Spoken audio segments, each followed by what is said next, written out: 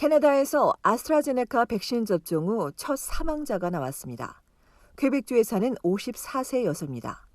평소 건강했던 이 여성은 지난 4월 9일 남편과 함께 아스트라제네카 백신을 맞았습니다. 며칠 후 두통과 극심한 피로를 호소하며 인근 병원을 찾았던 여성은 증세가 악화돼 몬트리올 신경학 연구소로 이송됐으나 지난 23일 뇌혈전증으로 숨졌습니다. 퀘벡주 당국은 유가족에게 애도를 전하면서도 45세 이상에 대한 백신 접종을 이어간다는 방침을 분명히 했습니다. 지금까지 40만여 명이 이 백신을 맞았는데 중증 이상 반응은 10만 명당 한 건에 불과했다는 겁니다. 온타리오주에선 세 번째 혈전 사례가 나왔습니다. 지금까지 60대 남성 2명과 70대 남성 1명이 부작용을 보여 병원에서 치료를 받거나 집에서 회복 중에 있는 것으로 알려졌습니다. 이 중 두 번째 사례로 알려진 해밀턴의 60대 남성은 뇌혈전으로 인한 심한 뇌졸중 진단을 받았습니다. 비만과 암, 당뇨를 앓고 있었던 남성은 3월 말 아스트라제네카 백신을 맞고 2주 후 혼란과 두통, 왼쪽 무감각 증상을 보였습니다. 이에 병원에 갔는데 기저질환 때문이라며 집으로 돌아와야 했는데 이후 한밤중 거실에서 정신을 잃고 쓰러지고 말았습니다. 그렇게 지난 18일부터 해밀턴 제너럴 병원에 입원한 남성은 현재 중환자실에서 집중 치료를 받고 있습니다. 온주에선 지금까지 65만여 명이 이 백신을 맞았습니다.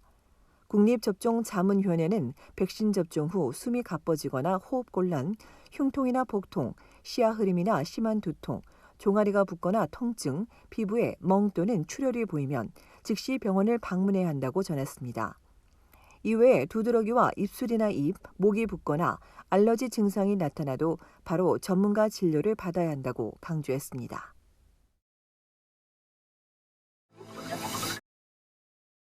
코로나19 백신을 한 차례 접종하면 감염되더라도 가족에게 전파할 확률이 최대 절반까지 줄어든다는 연구 결과가 나왔습니다. 영국 공중보건국에 따르면 아스트라제네카와 파이자 백신을 1회 맞고 3주가 지난 뒤 감염된 경우 가정 내에서 전파율은 미접종자에 비해 38%에서 49% 정도 낮았습니다.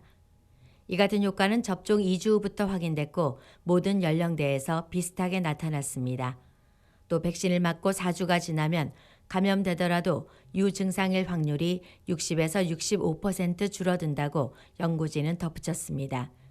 이와 관련해 영국 보건당국은 백신이 생명을 살리는 건 알고 있지만 바이러스 전파도 막는다는 것을 이번 연구가 보여주고 있다며 의미 있는 종합적인 자료라고 강조했습니다. 또 다른 감염병 학자는 백신이 100% 효과를 내는 것은 아니지만 전체의 방어력을 높이려면 최대한 많은 사람들이 백신을 맞아야 한다는데 근거가 된다고 말했습니다. 그러면서도 전문가들은 백신 만능주의를 경고하며 백신을 맞았더라도 손 씻기와 거리 두기 등 방역 수칙은 철저히 지켜야 한다고 당부했습니다. 영국 연구진은 앞으로 백신을 2회 맞을 경우 전염 가능성이 더 떨어지는지 계속 연구할 예정입니다. 한편 최근 미국과 캐나다, 영국의 공동 연구진은 코로나가 공기 중 전파되고 있다며 밀폐된 실내에 여럿이 있지 말고 거리 두기와 함께 철저한 환기가 감염 예방에 매우 중요하다고 강조하고 있습니다.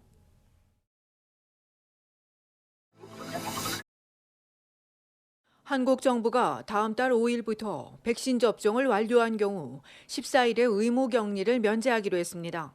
하지만 해외에서의 접종은 인정하지 않을 방침이어서 해외 한인 동포들의 불만과 불편이 예상됩니다.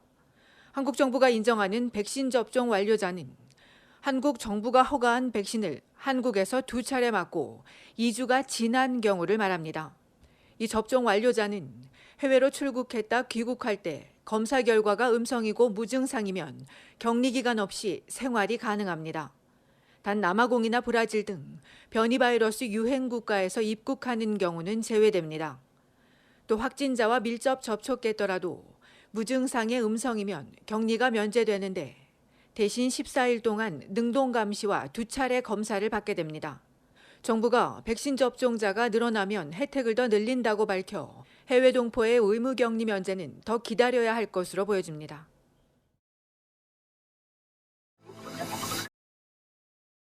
캐나다의 코로나19 누적 확진자 수가 120만 명에 육박하고 있습니다. 전체 희생자 수는 2만 4천 명을 넘어섰습니다. 백신 접종과 방역 고삐 덕분에 4월 중순 9,500명까지 치솟았던 하루 환자 수는 이제 7,000명대까지 떨어졌지만 입원 환자와 중증 환자 수는 줄지 않고 연일 증가하고 있습니다. 어제까지 4,500여 명이 입원했고 1,440여 명은 중환자실에서 치료를 받고 있습니다. 주별로 보면 일일 확진자 수가 4,000명대였던 온타리오주는 나흘 연속 3,000명대를 유지하며 누적 확진자가 45만 6천 명에 육박했습니다. 토론토에서 961명, 필 지역 589명, 나이아가라와 욕 지역에서 각각 341명과 290명이 나왔습니다. 온주에 이어 알버타주에서 하루 1,500여 명씩 확진자가 쏟아져 나오고 있습니다. 퀘벡주는 900에서 1,000명대로 줄었고 브리티시 콜롬비아주도 세 자릿수로 떨어졌습니다. 노바스코샤주에선 일일 환자가 코로나 팬데믹 이후 가장 많은 100명에 육박하자 당국이 초비상입니다. 한편 오늘 미국의 얀센 백신 30만 회분이 캐나다에 도착한 가운데 어제까지 전국에서 1,274만여 명이 백신을 맞았습니다.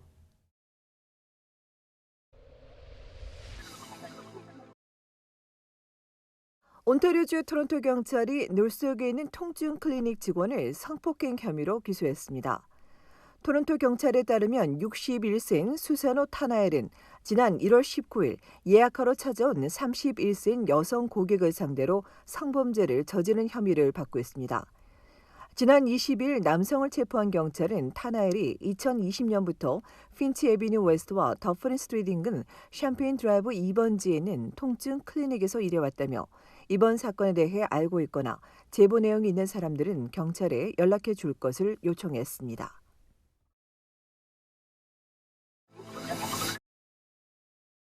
온타리오주 미시사가에 있는 캐나다 포스트가 다시 폐쇄됐습니다. 필저 보건당국은 최근 일주일 새 우체국 익스체인지 부서에서 동일한 시간대에 근무한 직원 12명이 집단 감염됐다며 이 시간에 일한 정규직과 계약직 80여 명을 어제부터 10일 동안 자가 격리 조치했다고 밝혔습니다. 캐나다 포스트는 해외 우편물을 담당하는 곳이 폐쇄돼 고객의 피해를 최소화하도록 노력하고 있다며 다만 배송이 다소 지연될 수 있기 때문에 고객들은 온라인에서 배송 정보를 확인할 것을 요청했습니다. 우체국 노조는 코로나 팬데믹 기간 중 수차례 집단 감염 사태가 발생했다며 신속 진단 검사 이외에 모바일 접종팀이 투입돼야 한다고 촉구했습니다.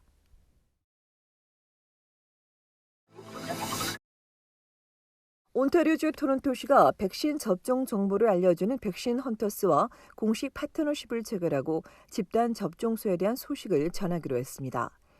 자원봉사그룹이 만든 백신 헌터스는 전국의 백신 접종소에 대한 다양한 정보들을 백신 헌터스 소셜미디어와 웹사이트에 신속하게 올려 접종소를 찾는 또 다른 이용자들이 손쉽게 예약하도록 돕고 있습니다. 이에 토론토시도 백신 헌터스의 집단 접종소 10곳에서 예약이 가능한 시간과 장소를 공개할 계획인데 현재 다른 접종소는 마감된 관계로 콩그레스 센터와 클로버데일만 가능한 것으로 알려졌습니다. 토론토에선 현재 온주 정부 웹사이트와 각 지역 병원, 약국에서 따로 예약을 받고 있으며 이외에 팝업 클리닉과 모바일 이동식 접종팀이 운영돼 혼란하다는 지적이 이어지고 있습니다.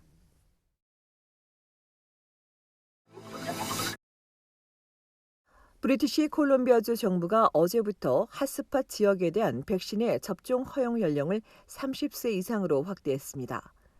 포티코키틀란과 사우스 랭리, 노스 서리 등 프레이저 보건지역 11곳과 캥싱턴, 스쿼미시 등 밴쿠버 보건지역 5곳, 돌슨 크릭 등 총 16곳으로 이 핫스팟 지역에 거주하는 30세 이상 주민은 약국이나 접종소에서 아스트라제네카 백신을 맞거나 예약할 수 있으며 59세 이상인 BC 주민에 대한 사전 예약도 시작됐습니다.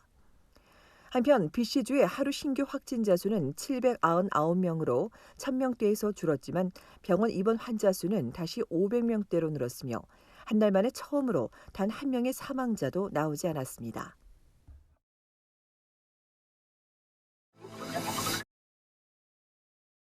온라인 스트리밍 서비스 업체인 넷플릭스가 온타리오주 토론토에 최초의 캐나다 법인 사무실을 오픈한다고 발표했습니다. 앞서 토론토에 스튜디오 2곳을 오픈하고 TV 프로그램을 제작해온 넷플릭스는 토론토에 사무실을 열고 캐나다 내 제작자들과 함께 컨텐츠 사업을 확장하고 이를 전 세계에 알리겠다고 밝혔습니다. 이에 존 토리 토론토 시장은 넷플릭스가 2017년 이후 25억 달러를 투자했고 매년 2억 달러를 들여 프로그램을 제작하고 있다며 이번 확장을 통해 일자리 창출과 관련 업계 발전이 기대된다고 전했습니다. 넷플릭스는 일단 올 여름 임시 사무소를 열고 10여 명을 채용해 컨텐츠 사업을 구상하는 한편 토론토 사무실 위치도 결정해 나갈 것으로 알려졌습니다.